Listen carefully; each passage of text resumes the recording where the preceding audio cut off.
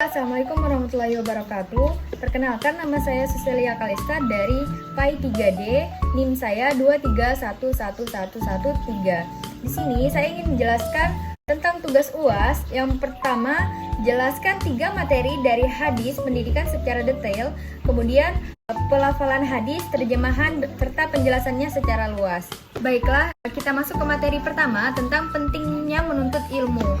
Hadis yang pertama adalah ala kulli muslim, yang artinya di sini menuntut ilmu adalah kewajiban bagi setiap muslim. Nah, penjelasan hadis ini menjelaskan atau menunjukkan bahwa menuntut ilmu adalah kewajiban bagi setiap muslim, baik laki-laki maupun perempuan. Nah, pendidikan tidak hanya sebatas pada ilmu agama, tapi juga mencakup ilmu dunia yang bermanfaat dalam kehidupan. Rasulullah SAW juga menekankan pentingnya pendidikan sebagai jalan menuju kebahagiaan dunia dan akhirat, serta sebagai sarana untuk mendekatkan diri kepada Allah SWT.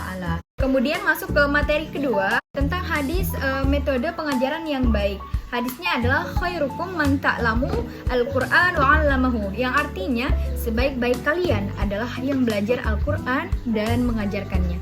Nah, maksud di sini hadis ini menekankan pentingnya kita dalam menguasai Al-Qur'an sebagai dasar pendidikan Islam. Selain itu juga ada metode pendidikan yang baik adalah dengan menyampaikan ilmu kepada orang lain secara bijak dan penuh hikmah, di mana hal ini mencakup metode interaktif, pendekatan psikologi, serta memberikan teladan yang baik kepada murid. Kemudian masuk ke materi 3 tentang pentingnya pendidikan karakter. Hadisnya adalah innama bu'istu li ummam makarimal ukhlaq, yang artinya sesungguhnya aku diutus untuk menyempurnakan akhlak yang mulia. Nah, hadis ini menjelaskan tentang pendidikan dalam Islam itu tidak hanya fokus pada aspek intelektual, tetapi juga pada pengembangan karakter, kemudian akhlak mulia, dan Rasulullah juga menekankan teladan utama dalam menunjukkan akhlak yang baik, di mana dalam pendidikan itu harus diarahkan ke arah yang membentuk manusia menjadi kepribadian Islami. Kemudian kita masuk ke pertanyaan kedua, di mana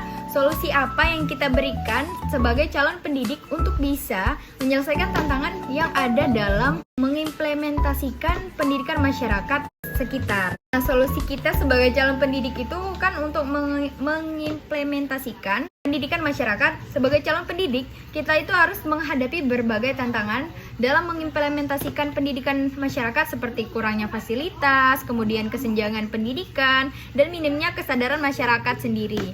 Di mana beberapa solusi yang dapat kita lakukan, yang pertama kita menggunakan pendekatan partisipasif, yang dimana kita itu melibatkan masyarakat secara langsung dalam program pendidikan, seperti membentuk kelompok belajar, kemudian forum diskusi, dan hal ini juga akan meningkatkan kita dalam meningkatkan kesadaran masyarakat terhadap pentingnya pendidikan.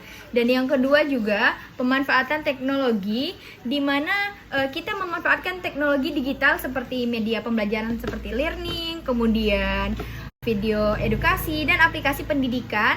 Hal ini juga penting untuk meninjau masyarakat dan menjangkau masyarakat di daerah terpencil. Dan yang ketiga itu integrasi nilai Islami.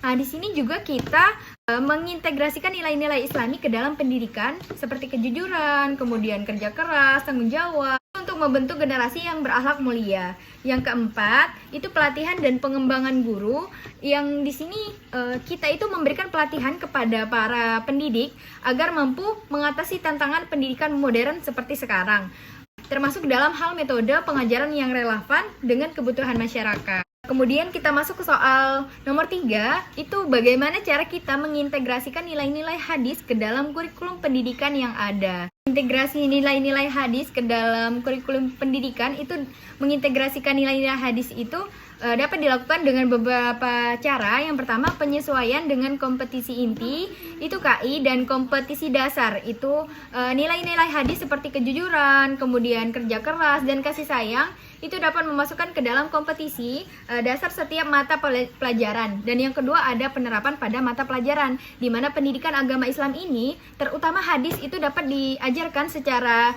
eksplisit untuk memperdalam pemahaman siswa. Dan juga bahasa Indonesianya itu, hadis dapat digunakan juga untuk sebagai bahan dalam pembelajaran literasi, di mana ilmu sosialnya juga nilai-nilai hadis ini tentang keadilan, kemudian kepemimpinan dapat diterapkan dalam pembelajaran. Kemudian yang ketiga itu tentang proyek penguatan profil belajar Pancasila, di mana dalam kurikulum Merdeka, hadis-hadis ini tentang toleransi, kemudian cinta damai, dan kerjasama itu dapat dijadikan pedoman untuk melaksanakan proyek-proyek berbasis masyarakat.